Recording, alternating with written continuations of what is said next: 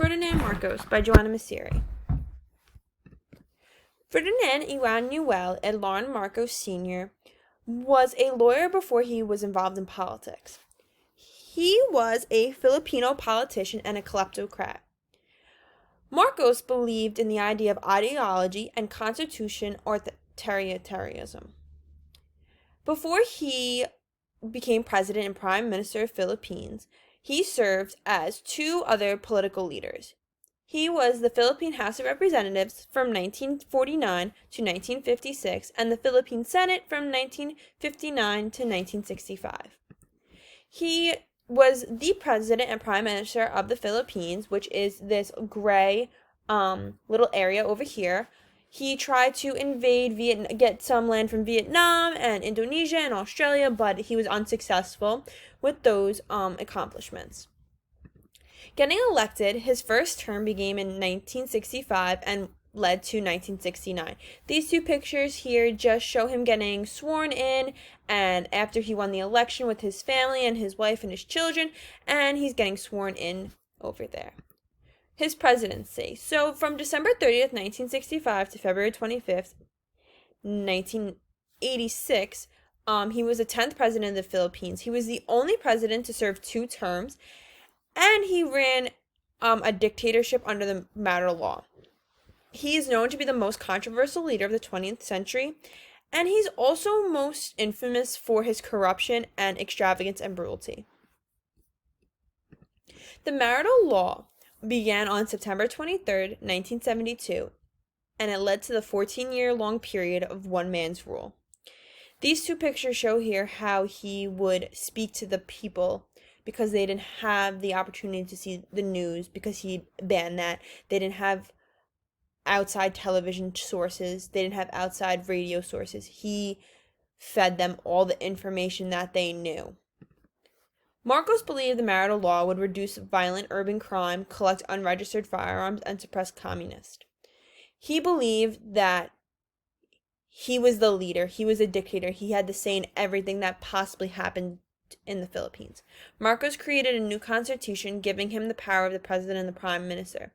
This is very unlikely to happen, but in this case, since Marcos was a dictator and he had control over everything, he needed to control these two leaders as well. Usually there's a president and a prime minister, they work together, they talk together, but in this case, he was elected or given himself the power of both. Marcos' achievements during his presidency, which was through agriculture and rural development, which began the construction of roads, bridges, public works, and water services.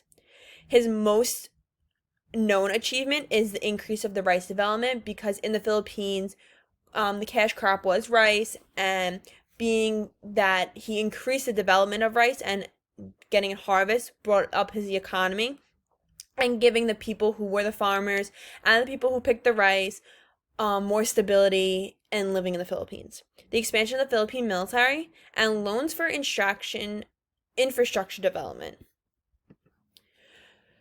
Marcos was notable decision to send troops into the fray of the Vietnam War. This showed all the other countries and the whole other world that his military was ready to fight no matter what. He gave them guns, ammo, there was hundreds of them. His military was packed and set and ready to go for any type of war or that they needed to intervene in any type of way.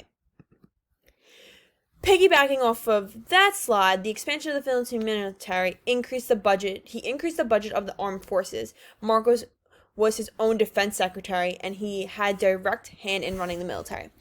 Being that this is the case now, he has say in everything that happens. If he wants to go to war with another country, he's going to war because he is the final say and he is the only say. So since he was the first president to serve 2 terms, his second term began in 1969 and went to 1972.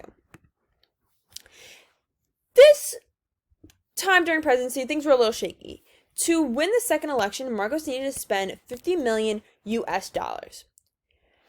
He had rapid spending, which led to payment crisis. He got help from the International Monetary Fund. He the exchange rate plummeted between pesos and US dollars, which making him pay 6 times $50 million to make up the cost he had spent in the beginning. This led to inflation and led to eventually general unrest for the people and himself. So the obstacles Ferdinand Marcos faced was violence and fraud with the second campaign. That was a huge problem. Campaigning unrest known as the First Quarter Storm. This was when the leftists took the streets to demonstrate against American involvement in the affairs and increase apprehended dictatorial style. So the downfall of President Marcos, as well as Prime Minister. The assassination of Bernardo Aquino Jr. Marcos launched a civilian independent commission to find the assassin. But they would have never found the assassin because this covered the tracks of Marcos and his wife because they actually sent the hit to have this man murdered. So the final days of Marcos. Evidence was uncovered that Marcos stole billions of dollars from the Philippine economy.